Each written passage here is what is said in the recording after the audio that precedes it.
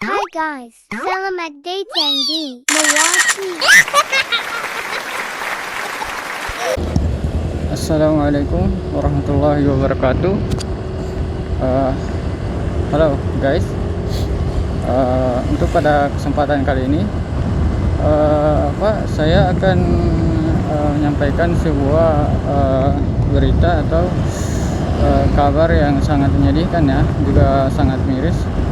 Yang dimana berita ini yang saya baca itu terjadi atas dugaan pemerkosaan yang dialami oleh salah seorang anak di bawah umur yang berstatus sebagai pelajar ya di Kabupaten Goa. Sebelum kita lanjut, saya ingin menyampaikan sebuah disclaimer dulu. Kalau saya di sini sama sekali tidak ada niatan untuk menjelek-jelekan, merendahkan ataupun tujuan lain untuk negatif kepada suatu institusi negara ataupun perorangan.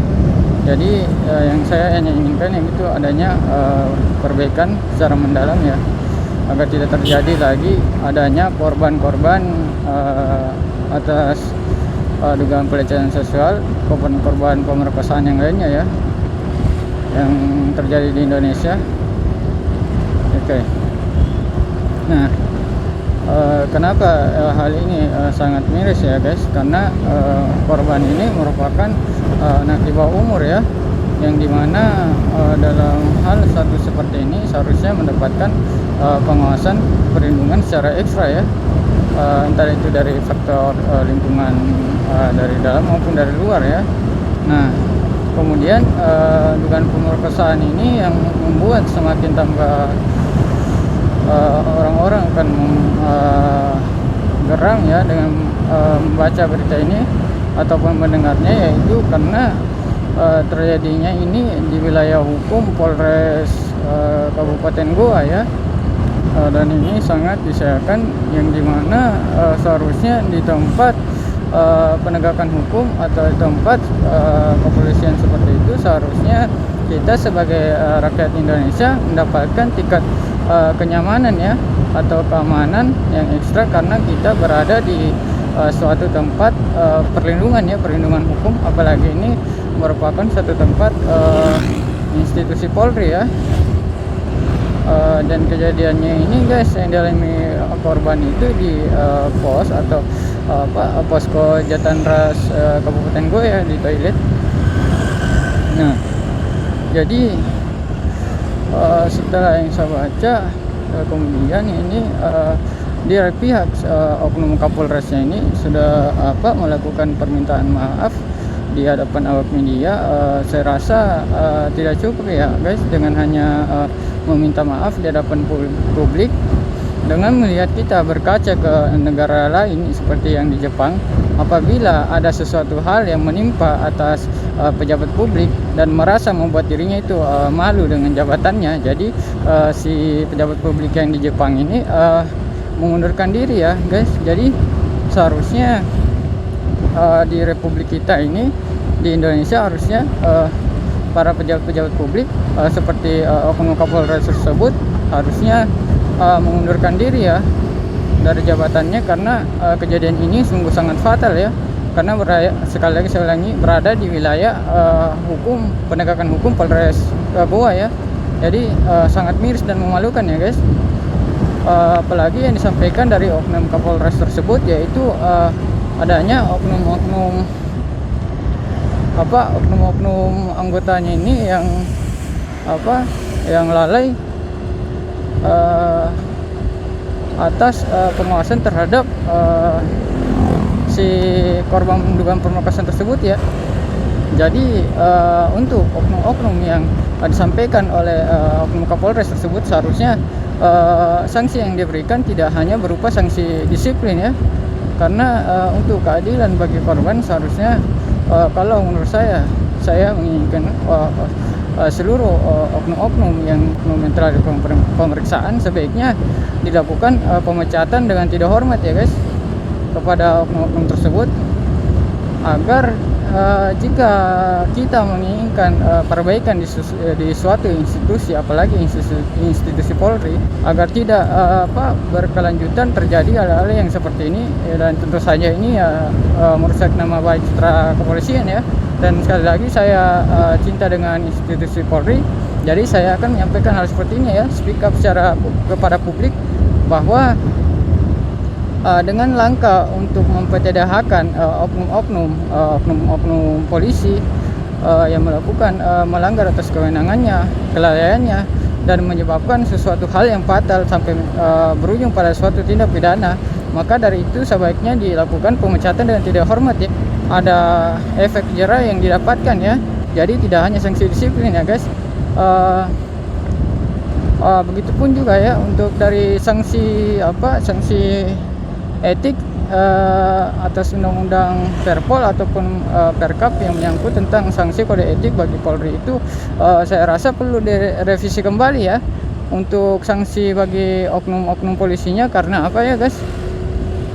Karena di situ sanksi yang saya baca itu ada berupa sanksi kenakan sanksi mutasi. Ada juga sanksi yang apabila si oknum tersebut melakukannya secara berulang kali baru dilakukan tindakan secara tegas ya guys. Jadi saya rasa untuk hal-hal seperti ini perlu direvisi kembali ya undang-undang untuk sanksi kode etiknya ya. Saya meminta kepada Bapak Kapolri Listio Sigit Prabowo agar beliau segera mencopot oknum Kapolres Goa ya, karena ini sudah fatal ya Pak bagi institusi Polri sendiri. Jadi dan saya saja sebagai rakyat Indonesia yang melihat berita tersebut sangat geram ya atas perbuatan keji yang dilakukan oleh oknum Banpol dan terjadi di wilayah penegakan hukum Polres Goa ya. Nah,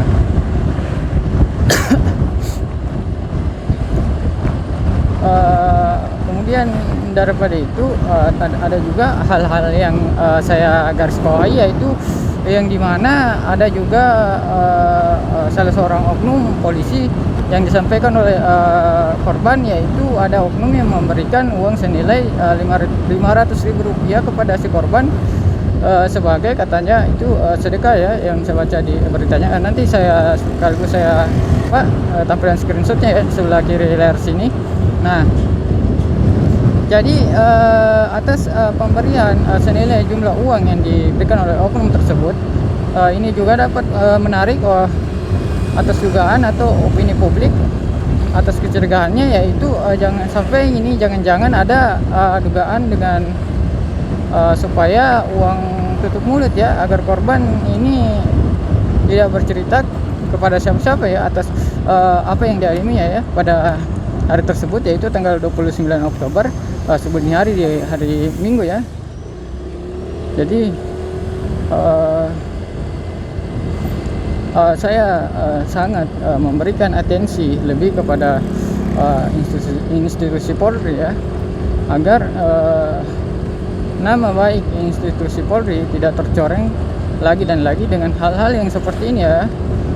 Seharusnya untuk institusi Polri sendiri, jika ingin berkaca dari kasus-kasus dugaan sebelumnya yang terjadi apalagi sudah menyebar kemana-mana ya beritanya, yaitu yang terjadi kepada si Sambo dan oknum dan Teddy ya, kita tahu sama-sama beritanya, dan oknum-oknum yang lainnya. Jadi apa yang harus dilakukan langkah ke depannya kepada institusi Polri, lakukan reformasi secara menyeluruh, mengaudit kinerja para anggota-anggotanya.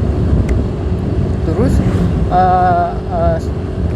yang saya inginkan lagi yaitu merevisi kembali sanksi etik bagi Polri ya, yang diberikan agar adanya efek jera ya.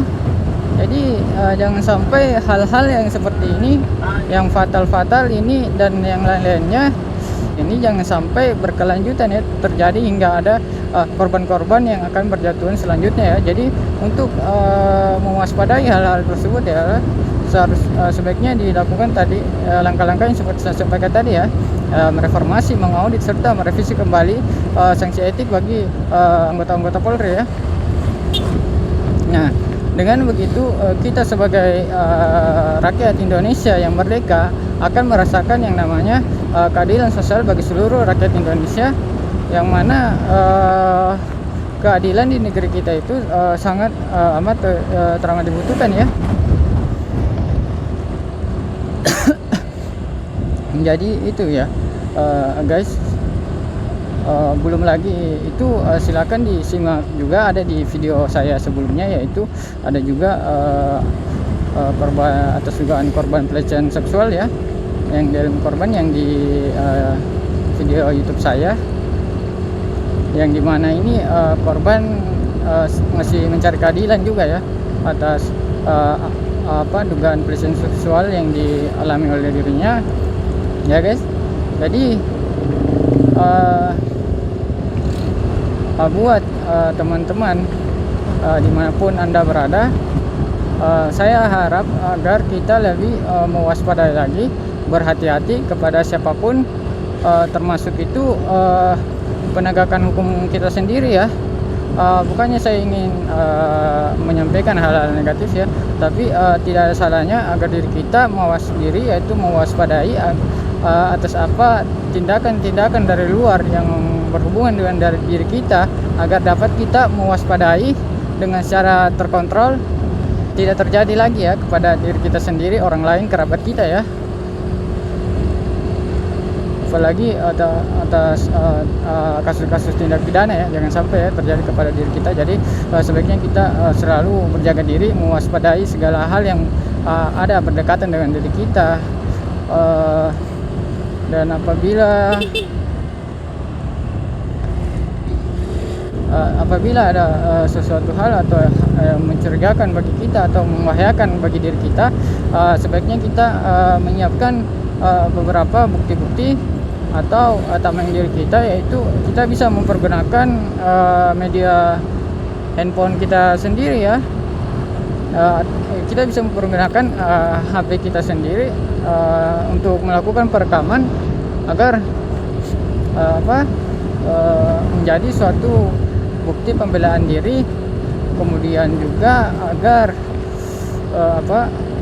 hal yang kita dapatkan itu bisa menjadi suatu bahan edukasi ataupun untuk perbaikan, pembenahan, dan agar tidak terjadi lagi hal-hal yang seperti yang tidak ya guys, yang berbahaya. Oke.